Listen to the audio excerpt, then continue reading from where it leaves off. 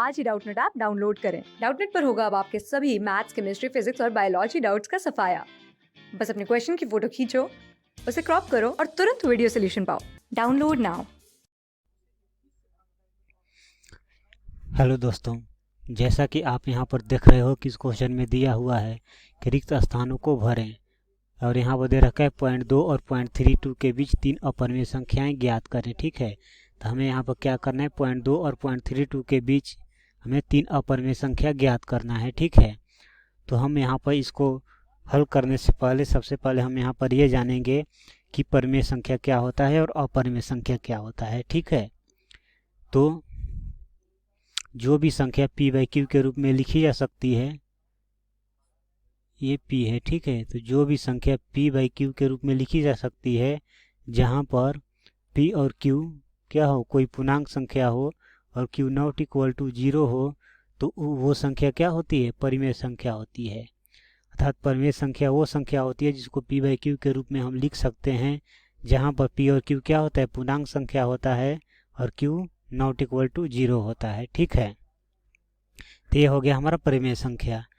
और शॉर्ट में जान लें तो जो संख्या परिमेय संख्या नहीं होगी वो किसके अंतर्गत आ जाएगी, वो अपरिमेय संख्या के अंतर्गत आ जाएगी। ठीक है, तो अपरिमेय संख्या जो होगा वो p/q के रूप में नहीं होगा। ठीक है, तो यहाँ पर क्या होगा, तो अपरिमेय जो होगा,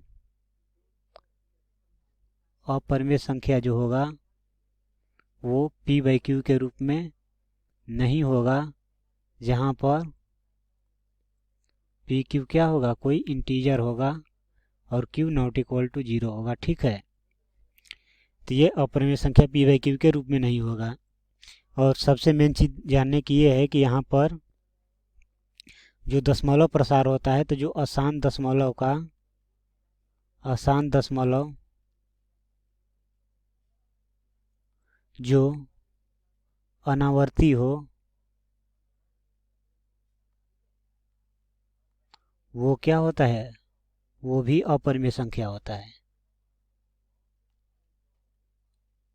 वो भी क्या होता है, अपरिमेय संख्या होता है। ठीक है,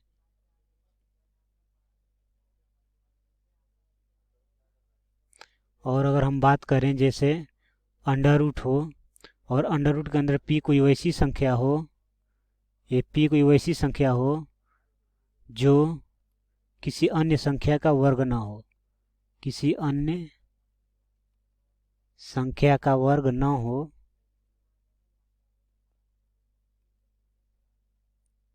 तो ये अंडर रूट जो p होगा वो भी क्या होगा, ये अपरिमेय संख्या होगा। ठीक है,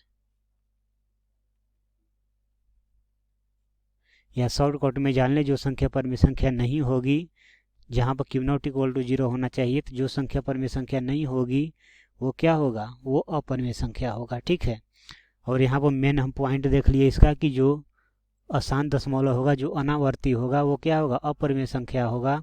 और जो अंडर रूट p हो और p जहाँ पर क्या हो, जो किसी अन्य संख्या का वर्ग ना हो, तो उस केस में अंडर रूट p जो होता है वो अपरिमेय संख्या होता है। ठीक है, तो हम यहाँ पर देखते हैं जो हमें क्वेश्चन दिया हुआ है। तो हमें क्वेश्चन क्या दे रखा है कि 0.2 और 0.32 के बीच 3 अपरिमेय संख्या ज्ञात करें। ठीक है, तो 0.2 और 0.32 के बीच 3 अपरिमेय संख्या, वैसे इनके बीच कई अपरिमेय संख्याएं हैं, बट हमें यहाँ पर 3 बोला गया इसलिए हम 3 ही लिखेंगे।